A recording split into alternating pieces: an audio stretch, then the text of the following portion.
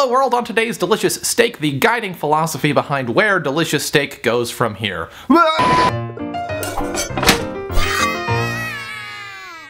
Last weekend, I went to Playlist Live in Orlando, Florida. It's a YouTube new media convention, and I had a fantastic time. I met a bunch of you guys, I saw a bunch of old friends, I interviewed a bunch of YouTube musicians for Fuse. I'm gonna touch your mouth in my mouth. How do you like that? Yep, okay.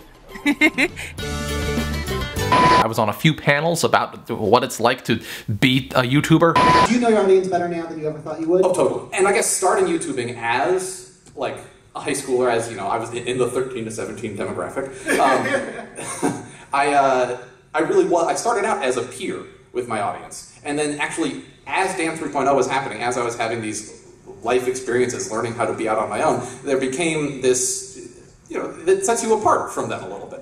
And so it was one of the most powerful experiences in terms of, coming to realize and accept, really, that I'm not a peer anymore, I'm more of a role model. I also had the chance to give a talk on the main stage, and I'm going to repurpose the talk that I gave as a video blog here. So about a year ago, I attempted this project called Dan 3.0. And if you're unfamiliar with what Dan 3.0 was, just post a comment saying you don't know what it is. I'm sure 20 other commenters will gladly give you their take. Going into it, I saw Dan 3.0 as being a really big deal, and I framed it as being a really big deal. I thought that it could be this fantastic metaphor for what 21st century democracy could look like. Rather than turning into a political movement, Dan 3.0 turned into a kind of silly reality show. But even throughout all of the ups and downs of Dan 3.0, I never stopped believing that new media is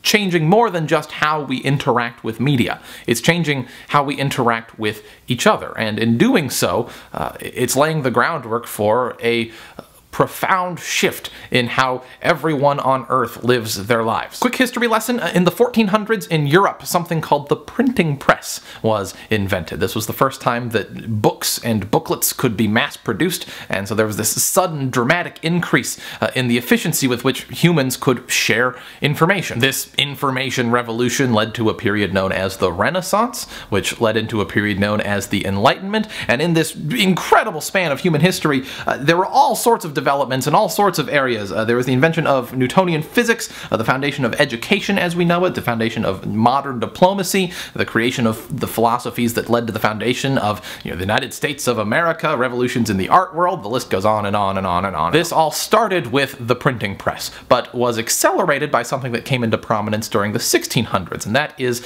the coffee shop. The printing press allowed ideas to spread far and wide, but the coffee shop is where people came together to pick apart and refine those ideas. Okay, jumping back to the here and now, I moved to New York City about 4 months ago, and one of the first things I did when I moved here was to join the NYC subreddit on reddit.com, and one of the first posts I saw on there was a post about coffee shops, lamenting the fact that nowadays when one goes inside of a coffee shop, there's not a whole lot of conversation going on between strangers. It's mostly just people sitting on their laptops. To fix this problem, they proposed a coffee shop meetup in the city, and I did not go for a couple of reasons. First of all, I'm incredibly introverted and socially awkward. Second reason, while I think that their observation is valid, that we're not having casual intellectual discourse as a culture, and we should be, I don't think that their approach has staying power. The role of the coffee shop has pretty clearly changed. It's no longer this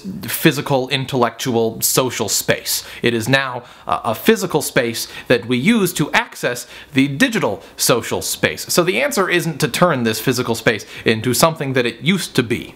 The answer is to turn the digital space into something that it should be. The coffee shop of the 21st century, the center for casual intellectual discourse of our time, should be this. Not specifically video blogging, because that's not going to work for everybody, but internet media. And that's already beginning to take shape. There's already a relatively small community of people who are sharing and challenging ideas online. But if we are to take the information revolution we're living through today, a revolution the likes of which the world hasn't seen in 500 years, and turn this into the next age of enlightenment, the community of people sharing and picking apart ideas ideas needs to be a few orders of magnitude bigger. Global scale problems require global scale solutions, and our generation has its plate full of global scale problems. We've got global warming, we have global financial crises, we have culture clashes as the result of globalization, but we're only going to find those solutions if we get serious about having global scale conversations. Now, I don't have a magical 10-point plan for how we get the world to use internet media to talk about serious issues, but what I do have is a first step, and that is getting as many people talking about this, sharing this as possible. So if you found what I had to say interesting and can think of one or two of your friends or family or whatever who you also think might find this interesting, please share this with them. And I'd also encourage everyone who watches this to post a comment or a video response with their brutally honest thoughts. This game's getting really interesting. I'm being serious here. You guys should vote for the next move. Leftovers!